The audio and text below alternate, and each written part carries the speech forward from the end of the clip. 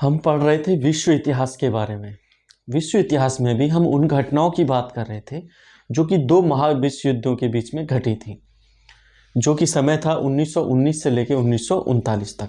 इसमें बहुत सारी जो घटनाएं घटी थी जिसकी वजह से दूसरा विश्व युद्ध हुआ था।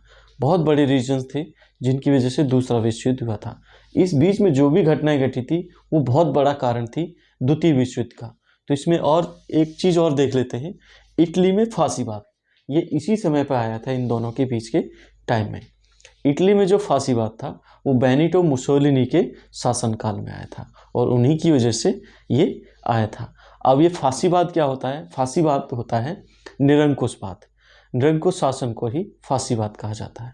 एक तरह से किसी एक दल का शासन या एक व्यक्ति का शासन निरंकुश शासन कहलाता है, या एक परिवार का शासन ये निरंकुश शासन कहलाता है। इसमें किसी भी तरह की स्वतंत्रता या लोकतंत्र नहीं होता। वहाँ पर जो एक व्यक्ति या एक जो भी संगठन है या जो भी एक परिवार है, जो वो कहता है, जो करता है, वही शासन में कानून होता है, वही शासन होता है, वही सारे लॉ होते हैं। इससे ऊपर कुछ नहीं होता है।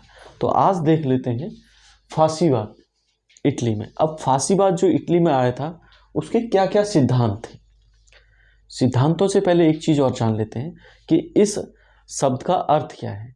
ये जो शब्द है लैटिन भाषा के फैसियो शब्द से लिया गया है, जिसका मतलब होता है शाही डंडों का गट्ठा। शाही डंडों का गट्ठा, the bundle of royal sticks इसको कहा जाता है। तो अब ये शब्द ये चुना क्यों गया, इसका मतलब ये रखा क्यों गया कि कोई और भी रीजन हो सकता था, और भी शब्द रखा जा सकता था। तो इस शब्द को रखने का एक मतलब था कि अगर हम इकट्ठा रहेंगे, अगर डंडों को एक जगह बांध दिया जाए तो उनको तोड़ना बड़ा मुश्किल हो जाएगा। तो इसी वजह से इसको राज्य के रूप में यूज किया गया है। अगर राज्य में, किसी भी राष्ट्र में सभी लोग मिल के रहें और किसी एक लक्ष्य के लिए सभी काम करें तो वो चीज़ें बहुत आगे तक जा सकती हैं, उसको कोई तोड़ नहीं सकता।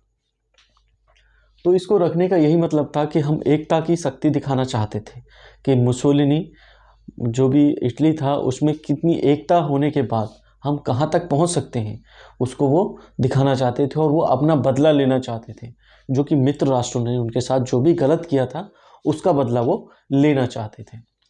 तो इसमें देख लेते हैं क्या क्या सिद्धांत इन्होंने रखे थे जिससे कि जनता इनके संपर्क में आई और जुड़ती चली गई। तो इसमें था अधिनायकवाद का समर्थन। अधिनायकवाद होता है निरंकुश शासन, इसको डिक्टेटरशिप भी कहा जाता है, तानाशाही के नाम से भी जाना जाता है। तो इसमें कहा था, मुसोलिनी ने कहा था कि राज्य के भीतर सब कुछ है, राज्य के बाहर नहीं। राज्य के बाहर कुछ भी नहीं और राज्य के विरुद्ध कुछ भी नहीं। ये कोट है, राज्य के भीतर सब कुछ है, राज्य के बाहर नहीं, और राज्य के विरुद्ध कुछ भी नहीं। मतलब इसके उन्होंने कहा था कि राज्य सर्वोपरि, सर्वोच्च है और सर्वश्रेष्ठ है।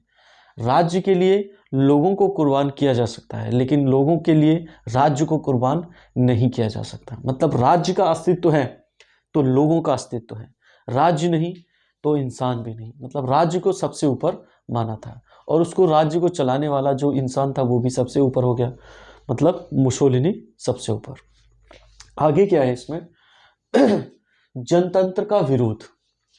इनका मानना था कि जो भी सरकारें, जो लोकतंत्र और स्वतंत्रता और जो भी वयस्क मताधिकार के आधार पर जो भी शासन या जो भी सरकारें चुनी जाती हैं वो स्थायी नहीं होती। स्थायी कौन होता है? अधिनायकवादी जो शासन होता है वो स्थायी होता है। मतलब इसमें चीज़ें बदलती रहती हैं। मतलब सरकारें बदलने का जो सिस्टम इन्होंने देखा, कहा कि ये सरकारें बदलती रहती हैं, इनका विश्वास नहीं किया जा सकता। कभी 5 साल में कोई और आने वाला है, 10 साल में कोई और आने वाला है। तो उसका कहना था कि अधिनायकवाद का जो शासन होता है वो लंबे समय तक होता है और जो भी नीतियाँ बनाते हैं, जो भी विकास करना होता है वो एक लंबे समय तक होता है। और ऐसा हुआ भी इसमें। उन्होंने 20 साल तक इस तरह का विकास किया जो दुनिया देखती रह गई। बहुत ज़्यादा विकास किया गया इटली के अंदर। आगे है, ये हो गया है, ये भी हो गया। राष्ट्रवाद का समर्थन। वो राष्ट्रवाद का समर्थन करते थे, मतलब राष्ट्र को वो सर्वोच्च संस्था मानते थे, राष्ट्र को सर्वोपरि मानते थे और सबसे ऊंचा राष्ट्र को मानते थे। वो राष्ट्र के भीतर सब कुछ हो सकता है, राष्ट्र के बाहर कुछ भी नहीं हो सकता। मतलब राज्य उनके लिए सब कुछ था।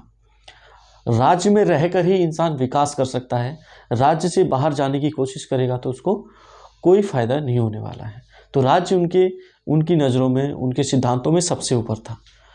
तो राज्य के लिए उन्होंने क्या किया कि राज्य के लिए जनता से कहा कि आप राज्य के बारे में सोचिए, राष्ट्र के बारे में सोचिए, अपने बारे में मत सोचिए। जब आप राष्ट्र के बारे में सोचेंगे, उसके विकास के बारे में सोचेंगे, तो आपका विकास स्वयं हो जाएगा। तो ये था राष्ट्रवाद को मानने का उनका तरीका। आगे है शांति का विरोध। उनका कहना था कि शांति कोई स्थायी चीज़ नहीं है। अगर कोई शांति से जी रहा है तो उसको कोई दूसरा राष्ट्र जीने थोड़ी देगा। उसको, संघर्ष को उन्होंने सर्वोपरि माना।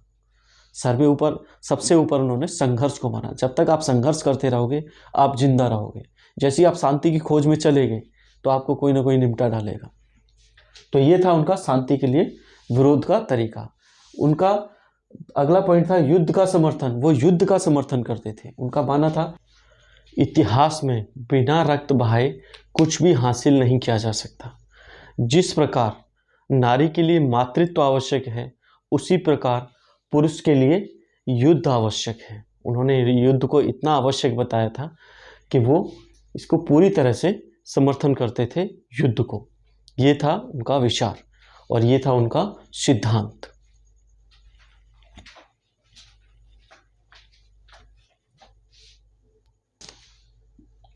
समाजवाद का वो विरोध करते थे। समाजवाद का विरोध कैसे करते थे? उनका कहना था कि समाजवाद का सिद्धांत था कि वर्ग संघर्ष से ही हम गरीबों को या गरीबी को ख़त्म कर सकते हैं। लेकिन उनका कहना था नहीं, ये उनका बहुत अच्छा मानना था, जो कि मैं भी सपोर्ट करता हूँ, मुझे भी ठीक लगा। उनका कहना था कि वर्ग संघर्ष से आप गरीबी ख़त्म नहीं कर सकते। समाजवाद क्या कहता है? वर्ग संघर्ष कीजिए, छोटे वाला वर्ग ऊपर वाले वर्ग को ख़त्म कर दें तो एक गरीबी नष्ट हो जाएगी। उनका कहना था ऐसा नहीं हो सकता गरीबी। उनका मानना था कि पारस्परिक सहयोग से ही गरीबी को ख़त्म किया जा सकता है। ये बिल्कुल सही जान पड़ता है, क्योंकि अगर आप लड़ते रहोगे तो और कमज़ोर हो जाओगे, आपकी गरीबी कम नहीं होगी और ज़्यादा बढ़ जाएगी। हाँ, आपसी सहयोग से ही गरीबी को ख़त्म किया जा सकता है, आपसी सामंजस्य से।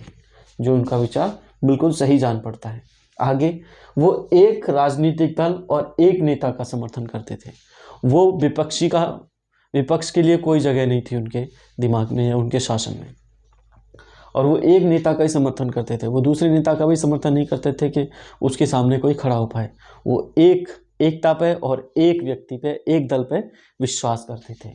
ये तो थे उनके फासीवाद के सिद्धांत, जो कि बेनिटो मुसोलिनी ने दिए थे। अब इनके उद्देश्य क्या थे? फासीवाद के उद्देश्य क्या थे, इसको जान लेते हैं। इसका उद्देश्य था, पहला, राज्य की शक्ति एवं सत्ता में वृद्धि करना। राज्य की जो शक्ति है और सत्ता है उसमें वृद्धि करना था। दूसरा है देशवासियों की समृद्धि में वृद्धि करना। देशवासियों की जो भी समृद्धि थी, विकास था, उनको समृद्ध करना था। जब इस तरह के भाषण बेनिटो मुसोलिनी देते थे जनता के सामने, तो जनता एकटक होकर उनको सुनती रहते थे कि किस तरह से कोई इंसान हमारे लिए कुछ करना चाहता है। तो इस तरह के अगर भाषण दिए जाएंगे तो कोई भी, हो सकता है दूसरे राष्ट्र के लोग भी किसी दूसरे राष्ट्र के लिए कुछ भी करने के लिए तैयार हो जाएं। आगे है व्यक्तिगत संपत्ति की सुरक्षा। व्यक्तिगत संपत्ति, उन्होंने कहा था कि अगर आपके पास है तो ये राज्य का कर्तव्य है कि उसकी सुरक्षा राज्य करेगा। ये उन्होंने कहा था। अगला है देश में कानून व्यवस्था स्थापित करना। जो भी कानून व्यवस्था खराब हो सकती थी वो हो चुकी थी। अब इनका कहना था कि देश में जो भी कानून व्यवस्था है उसको ठीक करना और उसको आगे तक लेके जाना, उनका ये उद्देश्य था। अगला है शक्तिशाली सेना का संगठन। एक ऐसी सेना का संगठन करना जो कि बहुत ज़्यादा शक्तिशाली हो और किसी भी दूसरे देश से लड़ने के लिए सक्षम हो और उस पर जीतने में भी सक्षम हो। ऐसी सेना का निर्माण करना था, जो कि प्रथम विश्व युद्ध में जो संधियाँ हुई थी उनकी वजह से बहुत सारी सेना को ख़त्म कर दिया गया था। मतलब सैनिक बहुत ज़्यादा कम कर दिए गए थे, लेकिन उन्होंने सैन्यवाद को बढ़ाया। आगे साम्यवाद का वो विरोध करते थे। उनका कहना था कि साम्यवाद में सभी का शासन होता है। सभी का शासन कैसे हो सकता है? कोई प्रतिभाशाली, कोई बौद्धिक रूप से संपन्न इंसान ही तो शासन कर सकता है। इसलिए वो एक नेता का समर्थन करते थे। वो साम्यवाद का विरोध करते थे। आगे है व्यापार तथा उद्योग का विकास करना।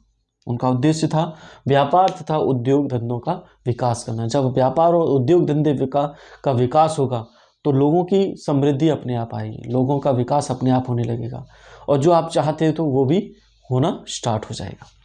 तो व्यापार और उद्योग धंधों के लगाने से जो भी विकास होना था, हथियार बनाने थे, क्योंकि दूसरा विश्व युद्ध होना था। जो भी उद्योग धंधे लगाए जाने थे वो सभी हथियार बनाने में लगाए जाने थे। तो इसी वजह से वहाँ पर उद्योग धंधों का विकास हुआ। आगे है शक्तिशाली विदेश नीति का अनुसरण करना।